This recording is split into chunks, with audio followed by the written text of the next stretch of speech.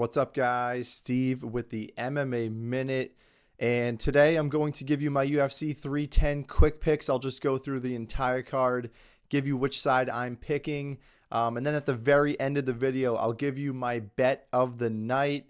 You're going to want to tune in for that. So this should be a pretty quick video, but we'll get right into it. If you want to, like the video, subscribe to the channel, comment down below, get the algorithm moving. UFC 310 is the final pay-per-view of the entire year. It's a massive card. So let's just jump right into it. Opening the entire card, Kennedy Nzechukwu taking on Lukasz Brzeski. And this is the thing is I think the clear pick is Kennedy Nzechukwu. He is minus 600, but we've seen him before as a big favorite go in there and totally just collapse on himself and put up a terrible performance. So I can't recommend backing him at this massive number, even though moving up to heavyweight is easy for him. He's 6'5". He is massive. Lukasz Brzeski is a smaller heavyweight and he's pretty chinny. Durability is definitely questionable. So Kennedy should get the job done inside the distance, but I can't trust him. But officially, give me Kennedy by knockout.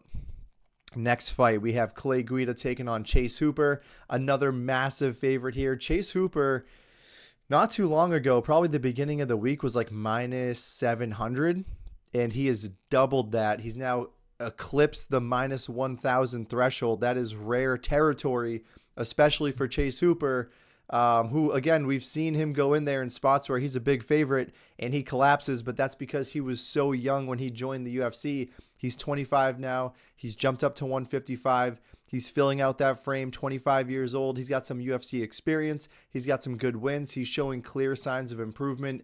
Clay Guida is 42, nearly 43 years old. You're going to hear this story a million times. Chase Hooper and Clay Guida in a grappling match. Hooper got him out of there by a calf slicer very quickly. So minus 1,300 makes sense. I love Chase Hooper in this spot, and I think submission just makes the most sense. So give me Chase Hooper by submission. Moving on, Michael Chiesa taking on Max Griffin. This is a very strange fight. 37 years old in Chiesa, 39 years old in Max Griffin. Max Griffin was the favorite at one point. This line did move and is now in favor of Chiesa, and I think that makes sense. I think that's the side that I'm going to lean to here. Michael Chiesa has just been fighting a much better level of competition. He's always been kind of like a fringe top 10 type of guy, especially if he can get that wrestling and that grappling going. I think this is just going to be a levels matchup where Max Griffin just doesn't really belong in the same territory as Michael Chiesa, so I'm a little hesitant, but I'm going to take Chiesa here as a near pick'em odds. Give me Chiesa probably by decision. Cody Durden taking on Joshua Van. Another tricky one here. Some of these matchups, I mean, we have a couple of one-sided ones, but there are a couple of pick'ems on here that are going to be pretty tough to pick. So Cody Durden taking on Joshua Van. Van, 23 years old. We just talked about how Chase Hooper came into the UFC. He was like 20 years old. Got some wins, but definitely was dealt some losses as well. Joshua Van just got his first taste of defeat when he took on Charles Johnson, and that was kind of a bad look. Even though he was winning the fight, he got knocked out clean in round 3. So Van is definitely going to be the more athletic, more technical guy, especially when it comes to exchanges on the feet. But Cody Durden is a relentless wrestler, and if the cardio can hold up, he can certainly play spoiler here. We've seen him gas out before because he pushes such a hectic pace, but we've also seen the cardio improve a little bit. So I want to pick Joshua Van here, but I'm a little bit hesitant. I've been on the wrong side of Cody Durden a million times over, but I'm going to go back to it. I'm going to take Cody Durden to win this fight as an underdog, and I think he gets it done by decision. Next fight, Chris Weidman taking on Eric Anders. This fight was supposed to happen just a couple weeks ago. Anders had a last minute, I think it was like a food poisoning or something. He had to back out of the fight. They rebook it here. Originally, Eric Anders was the favorite when it was first booked. Money started coming in on Chris Weidman, and then now we have Chris Weidman as a small favorite this second time around. So, and it's another weird matchup, man. You have a 40-year-old former champion, wins over Anderson Silva. The guy's an all-time great, but 40 years old, and we've seen it in his last few fights. He just isn't the same guy. But Eric Anders, same thing. He always comes in freakishly great physical shape, but he never puts together a full performance, and he can't be trusted. He was like minus 400 against Jamie Pickett, and he made that look like a difficult fight. So can't really trust either side here, but again, this might just be a levels matchup. I just don't think Eric Anders has enough tools to win this fight. He's going to want to get this fight to the ground, but Chris Weidman has very good wrestling. So I'm actually going to favor Chris Weidman here slightly. He's minus 115, slight pick 'em. Give me Chris Weidman by decision. All right, opening up the prelims, Randy Brown taking on Brian Battle. I'm a little confused that Battle's minus 220. He is surging right now. He does have momentum on his side, but Randy Brown is just a crafty veteran who has been in there with some of the best names, like a Jack Della Maddalena. He's coming off of massive, or I don't know if that was his last fight, but the knockout win over Muslim Salikov was pretty insane. He's been in there with Vicente Luque. Like, he's been fighting at not the highest level of the sport, but pretty close to it. He's always been a fringe top 15 guy. But Brian Battle, minus 220, a little bit younger, hitting his peak right now. I want to pick Randy Brown as an underdog, but I don't think I can get there. This is one of those spots where my brain tells me that Randy Brown is good value, especially at plus 180, but it's just something about that minus 220 price tag on Battle, who's surging right now, who can match the frame of Randy Brown, who's usually the bigger, longer fighter. Brian Battle usually fights at 185. Now he's down to 170. He is 6'1". He has a 77-inch reach. He can match those advantages that Randy Brown usually has. So I want to pick Randy Brown as an underdog, but I'm going to go with Brian Battle to get it done. And I think he can find a knockout here. So give me Brian Battle to win by knockout. Evloev taking on Sterling, a fight that 1,000% should be on the main card. I think we can all agree on that. That's pretty insane. I don't know if it's just the UFC hates Aljamain Sterling, if they hate Evloev because he's super boring and he might be a future champion. I don't know, but they're definitely pissing people off with this one, and it should be on the main card. But it gets stuck in the middle of the prelims, and it's a great fight. It's just two very high-level fighters, two guys who could be fighting for a belt pretty soon. Whoever the winner is likely is getting a title shot next, I would think. But 145 is a little tricky right now, so minus 245 for Evloev, plus 200 for Aljamain Sterling. It's just, I know Aljo's coming up to 145. He looked really good against Calvin Kattar. Calvin Kattar doesn't really have the wrestling chops, but still Aljo did look very good. We know at 135 he was just way too big, but Evloev has pretty decent size here, good strength, very good wrestling, very good grappling defense. I actually think he'll be the better striker. I don't think either guy is really that good. I don't think either guy has any pop in his hands. So the wrestling might negate itself, and then we're going to be stuck with kind of a weird, tricky chess match on the feet type of situation. And I mean, I can see some value in Aljamain Sterling, but I think Evloev is going to get the job done here. I'm going to take him to win this fight by decision.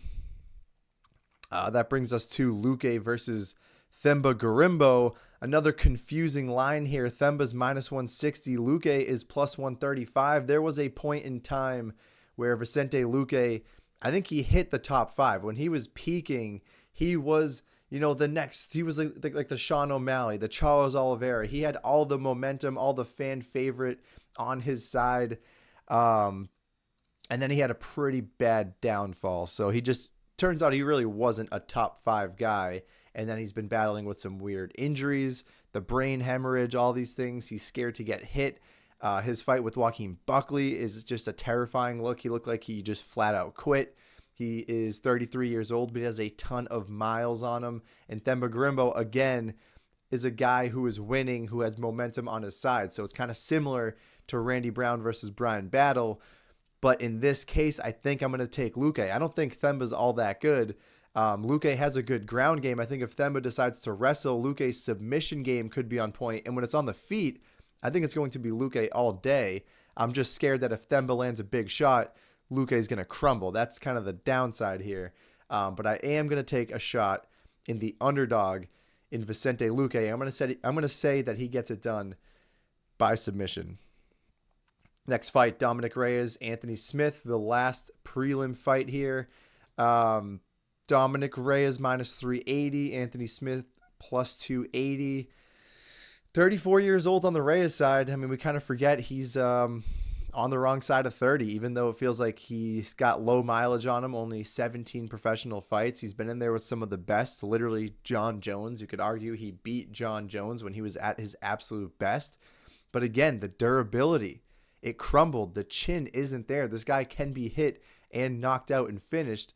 But with Anthony Smith, 36 years old, another guy he almost has 60 professional fights, a ton of wear and tear on his side. So I don't really like where Anthony Smith is at. I haven't really been impressed in any of his performances recently.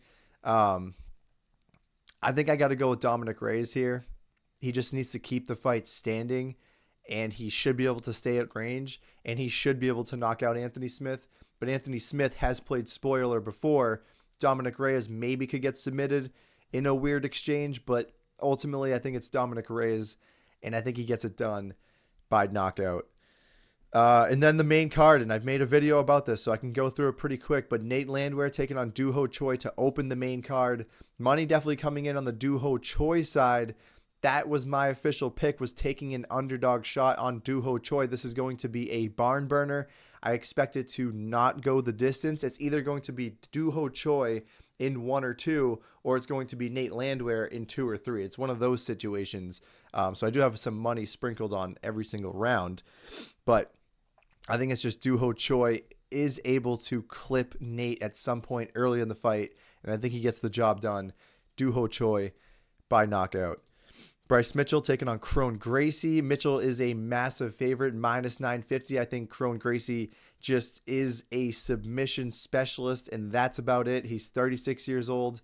I think he's just looking for a paycheck. Bryce Mitchell, a little bit of question marks on his side. Pretty much anytime he steps in the octagon, I mean, he's got a little bit of craziness to him. He's not really training in a good, solid, quality gym with quality partners, coming off of a historically bad knockout loss to Josh Emmett. I don't like any of those things.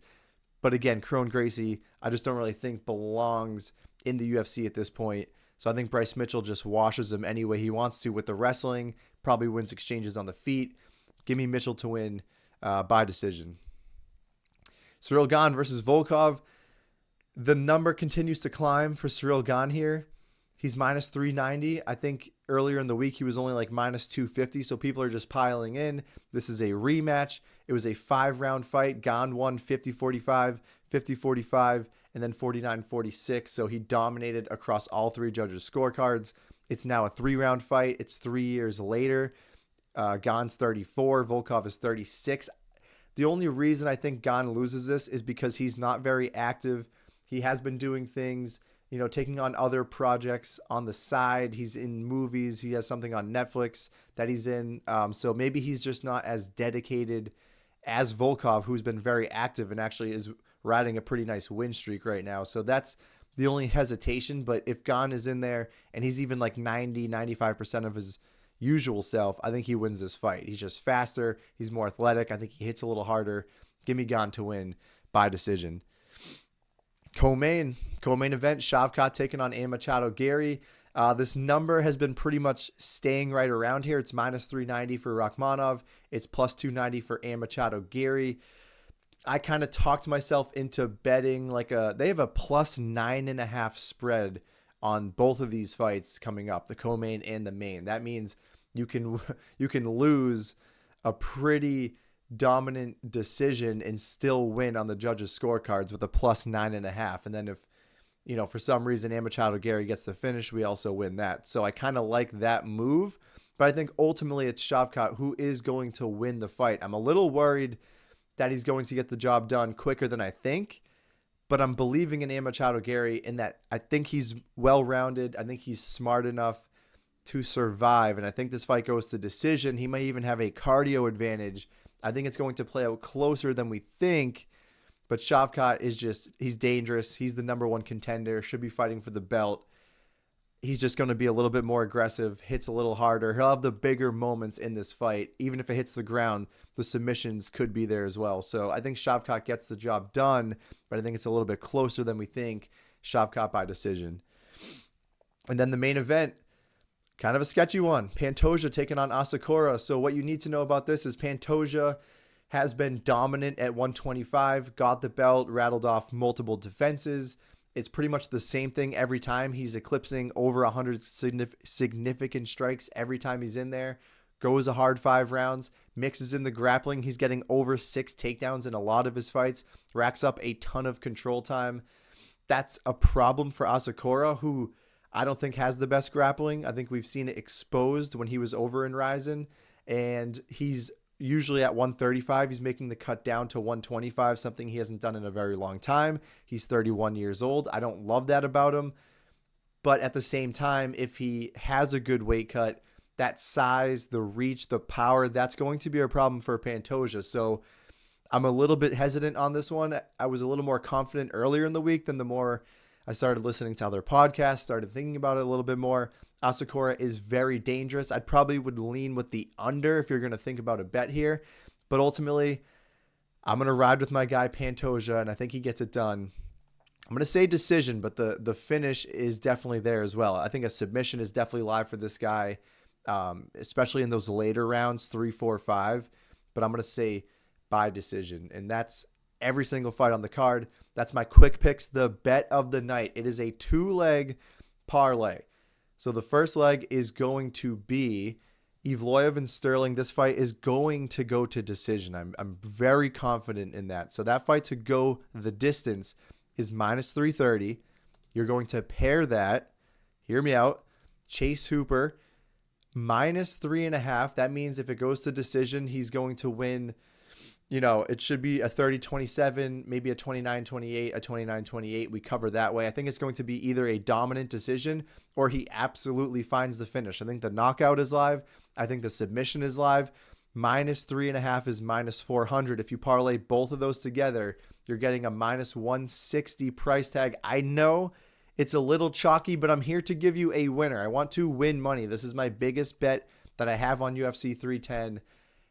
Take it or leave it, but it's a winner. I feel very confident in it, and that's the video, guys. Like it if you haven't already. Subscribe to the channel, comment down below, and we'll see you guys next time.